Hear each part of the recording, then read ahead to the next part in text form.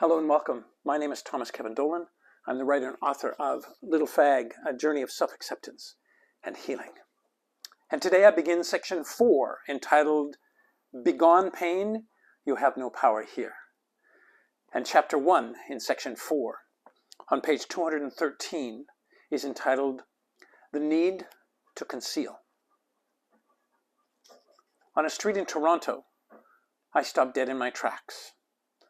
I found myself standing with my former partner at a place I had stood 25 years earlier with my wife. Time collapsed in on itself. A quarter century's worth of life lay bare before me, and I saw how far I had traveled. I loved my wife when we stood in that spot.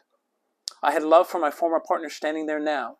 He had been my first gay love and the relationship I created after leaving my wife. I recalled all the fear, shame, and confusion from my past. I felt wonder, gratitude, blessings, awe, and trust for the future. I started to laugh. It seemed the only thing to do under the circumstances. It also dawned on me that it was Queen Street that I lived on as a closeted husband. I loved the humor of life. What I braved. What if I left my life in Calgary? Could I be straight in some other city? This was the internalized homophobic fantasy that stayed with me for decades. I had no idea it was running my life. I would eventually discover that this was the unconscious rationale for a move to Toronto. With the business opportunity to expand a natural spring water business dangling as the reason for the move to Toronto, I'd eventually come to realize this wasn't the reason at all. With unbridled enthusiasm connected to this adventurous opportunity, my wife and I sold off all we owned. With me shuttling a van and her driving a car close behind, our life was on the move. The Trans-Canada Highway lay out before us, and in a vehicular parade, we headed east. As I reflect on how asleep I was in my life back then, it's a little challenging to find compassion for that version of myself. I can see now it really wasn't enthusiasm that fueled that move. It was a fear of being caught in the closet I built for myself in Calgary. I actually remember thinking the gay version of myself would stay in Calgary, and I wouldn't be gay in Toronto.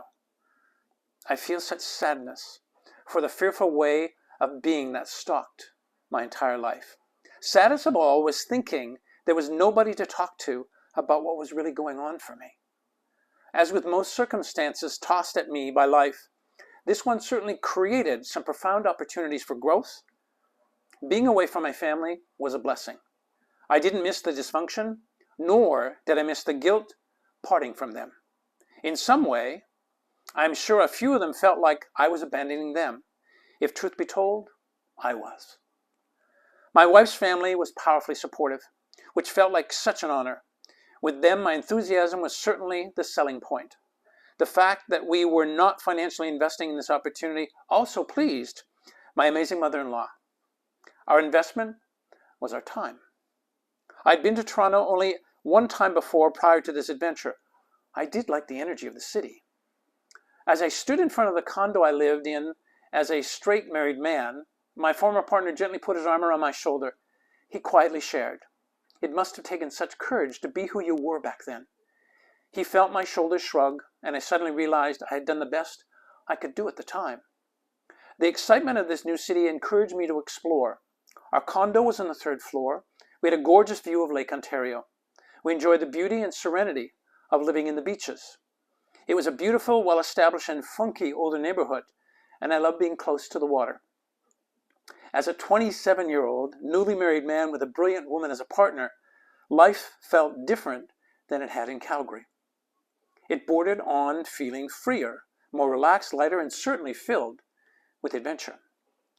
After spending the first 3 months glued to each other out of a desire to feel safe, I distinctly remember my first walk alone on Queen Street.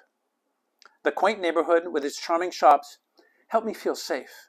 I loved how nobody knew me, any part of me. After darting into the local health food store and grabbing a freshly baked cinnamon raisin bagel, I continued my walk. I remember my attention being drawn to a small newspaper box that contained the local arts paper. I chose to sit on a street bench, slowly savoring my bagel and flipping through the paper. It seemed Toronto had this vibrant alternative art scene, which clearly this paper was pushing. As I flipped to the back of the paper, I suddenly felt this rush of fear. My eye caught a personal ad section entitled Man-to-Man Relationships. With a searing flash and a white-hot knot ripping through my stomach, my epiphany was that being gay was also going to be with me in Toronto. I immediately slammed the paper on the bench beside me and stormed away. What I had conjured up as a great gay escape suddenly became a gay hostage-taking. And I was both the hostage-taker and the hostage. Toronto, so I thought, began to deliver the same despair as Calgary. It seemed the adage, wherever you go, there you are, is true. What I braved with this adventure, although not while it played out, was an opportunity to know at a soulful level that everything I needed to seek was not outside me. It was within me. The unlearning. Through therapy, after I came out, I discovered that my entire rationale for being married was to escape my dysfunctional family. Marriage was tossing myself a life ring. It was me putting on an oxygen mask first, yet never was there a conscious strategy about that rationale. Although I would judge myself for living with such fear, being in Toronto allowed me to witness the possibility of living another way. I was a bit clueless as to how I would negotiate the experience of living in Toronto, yet somehow I must have recognized that I had the gifts to offer this new world, and some of them might be unique. The first thing I realized was that even though I knew no one, I always measured myself against others. And when doing that, I always came up short. That's one of the dynamics of living an adult child of an alcoholic experience. Although in one of my earliest ACOA meetings, I distinctly remember someone whom I began to trust paying me a compliment. What floored me was I actually believed him. Life in Toronto was revealing to me, in my first interactions with people there, that I was open to being complimented. By learning to trust someone else's experience of me, I began to see, develop, and express some of my special talents, some large, some small. It was the first inkling that Toronto had something for me besides hiding in the closet. A number of people told me how they loved that I provided encouragement to support other people. These compliments showed up as I began to take on employment. My thought was that it didn't take much effort on my part, yet I began to see how large and huge it landed for other people. What began to dawn on me was that without these compliments, I may never have learned the positive impact I was having. I inched towards becoming more awake in my life. In time, I'd come to learn that I had other gifts. It also helped me to loosen up a bit, take a breath, and begin to trust there was great purpose for me being in Toronto. Fast forward decades, and now as a certified master integrative coach for close to 20 years, those compliments I listened to had a profound effect on the direction I chose to take in my life. Toronto set me up for some profound healing.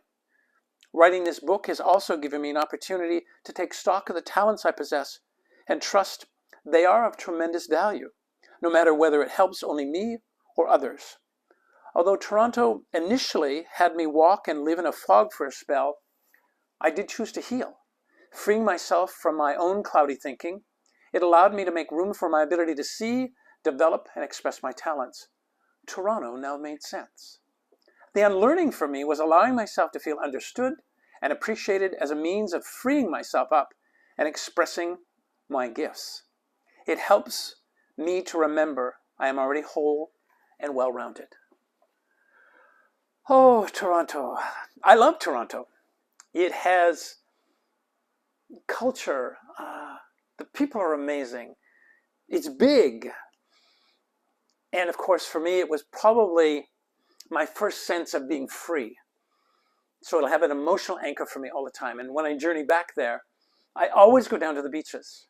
I am excited and haven't done it yet. I'm excited to take my husband and stand with him in front of this apartment that I lived in, this condo, with my wife. To have my husband beside me feels really exciting. And I've said to him a couple of times, we're going to do that. It feels like it's another level of acceptance. It's another level of healing. So although our work to heal comes from within, there can be places outside of us that can contribute to that healing. Toronto, although big and scary, and Toronto with the realization that I couldn't escape the gay part of me by leaving that part of me in Calgary, and that gay aspect of me existed in Toronto as well, and being able to accept that. Even while I was in the closet, even for the 2 years that we spent there as a married couple, I began to lean into this notion of this place has some gifts for me. Some people here have some gifts for me. And although it was painful at times, I really grew for that period of time. I grew with me. I certainly grew in my relationship with my wife. But ultimately, I grew as I began to understand that when we can trust that there's something available for us to learn, even when it's as far away from home as we possibly have been in our lives, when I went into that circumstance, it's what I found. I had an intention to discover what Toronto offered me. And of course, I discovered it really wasn't Toronto. It's what I was able to offer myself in the absence of an old support system, an old closet, if you will. Sure, it was a new one, but ultimately with a little peeking out, I would eventually find the courage to slowly open that door completely and be able to come out to my wife. So Toronto will always have this beautiful, beautiful place in my heart. I'm excited to take my husband there, to walk down the pathways, the boardwalks, to stand in front of Lake Ontario, to go back to that shop and buy a bagel and munch with him. But to sit on a bench and breathe in the freedom that I now have, because although my wife was beside me before, the authenticity I couldn't find while with her, I would have this now beautiful married partner in my life who knows my truth and, of course, is my biggest cheerleader.